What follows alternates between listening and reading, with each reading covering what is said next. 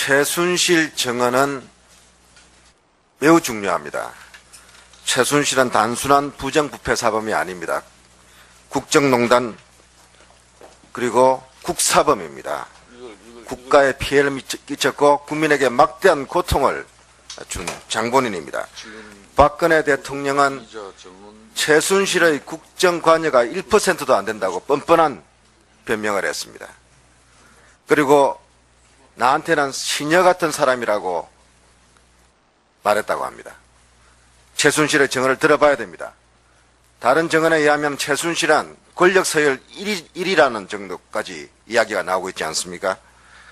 대통령 배후에서 마음껏 권력을 주무르고 정부 예산을 주무르고 인사를 주무르고 기업을 강탈한 그런 장본인 아닙니까?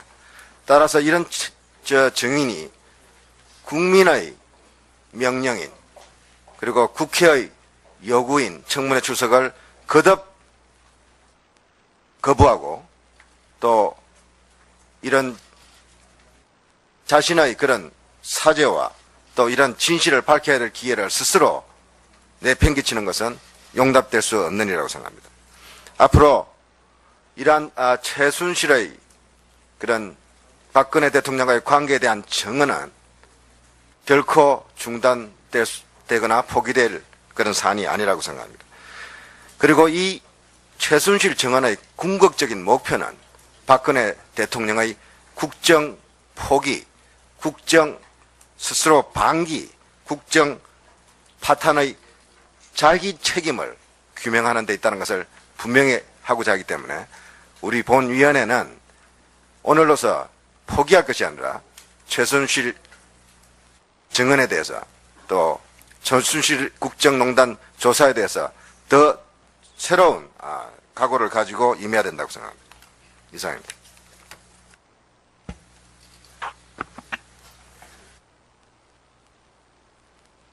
다음은 새누리당 황영철 의원 의견 주십시오.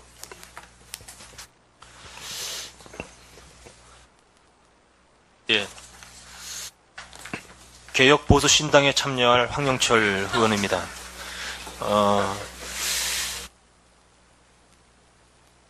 온 국민이 오늘 아침 이른 시간부터 저희 청문회의 현장 청문회가 제대로 이루어질까 주목하고 있습니다. 아울러 이것을 국민들에게 알리기 위해서 대한민국의 언론들은 어제 밤부터 이 국조청문위원회를 직접 현장 중계하기 위해서 밤을 새웠다는 이야기를 들었습니다. 그만큼 오늘의 이 현장 청문회는 너무나 위중하고 역사적으로 소중한 순간입니다. 그럼에도 불구하고 국민들의 이런 준엄한 요구를 외면한 채 오늘 출석하지 않은 최순실, 안종범, 정호성 증인에 대해서는 정말 우리가 할 수 있는 만큼의 가장 엄중한 죄를 우리 국회법에 정한 대로 물어야 된다라고 생각합니다. 텅 빈 증언석을 바라보는 국민들의 허탈감과 분노가 어떨지 이 자리에 계신 우리 국조청문위원님들은 한마음으로 느낄 것이라고 생각합니다. 몇 가지를 제안하겠습니다. 동행명령장을 지금 작성 중입니다만 동행명령장을 지금까지는 우리 국회의 방옥과 직원들을 통해서 전달을 했습니다. 그런데 이번만큼은 우리 국조위원들이 직접 동행명령장을 들고 최순실, 안종범, 정호선 증인을 찾아가야 된다라는 것을 요구합니다. 저희들이 직접 찾아가서 분명하게 전달하고 우리 국회가 국민의 뜻을 대변해서 증인들의 출석을 엄중히 요구하는 것을 검토해 주시길 바라겠습니다. 또 하나는 지금 앞서 말씀드린 대로 이 자리에 나오지 않는다면 직접 수감된 방에 우리가 들어가서 현재 그분들이 불출석하고 있는 몇 가지의 사유로 제기하고 있는 건강상의 이유라든지 이런 부분들이 사실에 적합한가에 대해서 판단을 내릴 필요가 있다고 생각을 합니다. 그 부분에 대해서 함께 간사 간의 논의를 통해서 결론을 내려주시길 바라겠습니다. 오늘도 역시 최순실 씨가 이 불출석 사유서를 냈는데요. 지금까지는 공황장애 등등 건강상의 이유를 들어서 내지 않았는데 오늘 저희가 직접 오는 것을 알고서 이것을 교묘하게 피해나기 위해서 이게 더 이상 이 내용에는 건강상 등등의 이유가 들어가 있지 않습니다. 분명히 본인들을 직접 확인하면 거짓으로 알 것이기 때문입니다. 국조와 특검과 또 재판에는 아주 건강한 모습으로 나타나서 재판을 받으면서 우리 국민의 입장을 대변해서 이 청문회를 개최하고 이 자리에 건강상의 이유로 나오지 않은 것은 국민을 우롱한 것으로 볼 수밖에 없습니다. 이 점에 대해서도 위원장님께서 엄중히 문책해 주시길 바라겠습니다. 마치겠습니다. 예. 다음은 도종환 의원 의사진행 발언해 주십시오. 네, 도정환 의원입니다. 나라가 이지영이 된 데는 최순실 증인의 책임이 제일 큽니다.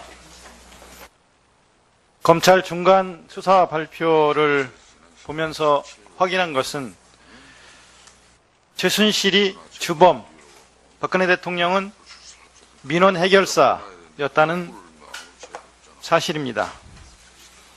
최순실은 박근혜 대통령을 통해서 본인이 관철하고자 하던 사익 추구를 반드시 관철시키는 그런 주도 면밀함을 보였습니다. 가까운 사람 사업을 꼭 납품받게 해야 되겠다 싶으면 박 대통령을 통해서 현대 회장을 만나게 해서 관철시켰고, 그리고 관철시킨 뒤에 샤넬 핸드백을 받는다든가 현찰을 2천만 원씩을 두 번에 걸쳐서 받는다든가 이런 방식으로 사익을 추구했고, 그리고 그 사람을 대통령 해외 순방에 동행시켜주는 등으로 탈의 사역을 취했습니다. 현대뿐만 아닙니다. KTN은 인사도 관철시켰고, 그리고 거기에서 광고 68억을 플레이그라운드를 통해서 이익을 취했습니다. 국민이 다 아는 사실입니다. 그리고 이 과정에서 우리 사회 시스템을 다 붕괴시켰습니다. 입찰 매뉴얼, 승진 매뉴얼 또는 입시 매뉴얼, 이 모든 것들을 붕괴시키는 방식으로 자기 이익을 관철했습니다. 그리고 이 이익을 관철하는데 방해가 되는 사람들은 다 불이익을 줬습니다. 내쫓거나 아니면 현직에서 일을 제대로 할 수 없는 쪽으로 인사불이익을 주거나, 심지어는 생명의 문제까지도, 죽음에 이르는 일까지도 연관이 되었다는 생각을 하게 하는 정도로 관철시켰습니다. 국가의 중요한 자리, 인사 문제에도 관여를 했고, 그리고 잘 아시는 것처럼 국정원 기조실장이라든가 또는 2차장이라든가 이런 인사까지도 개입한 증거들이 있습니다. 이렇게 국정을 농단했습니다. 이 문제에 대해서 반드시 현장에 와서 확인할 것들이 너무 많습니다.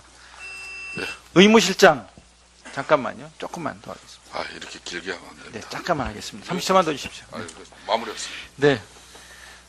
의무실장을 통해서 이따가 보고를 좀 받고 싶습니다. 지금 건강 상태가 어떤지, 그리고 교도소의 수감 생활은 어땠었는지 이 보고를 먼저 받고, 그리고 현장에 가서 대표 몇 명이, 의원들 중에 대표 몇 명이 꼭 확인을 하는 그런 과정을 반드시 거쳐야 된다고 생각을 합니다. 그리고 반드시 지금까지 꼭 여기 와서 확인하려고 했던 거, 확인할 수 있는 시간을 가지지 않으면 우리가 그냥 돌아갈 수는 없다고 생각합니다. 이 점을 위원장님께서 꼭 관철시켜 주시기를 예, 부탁을 드립니다. 도종환 의원님 감사합니다.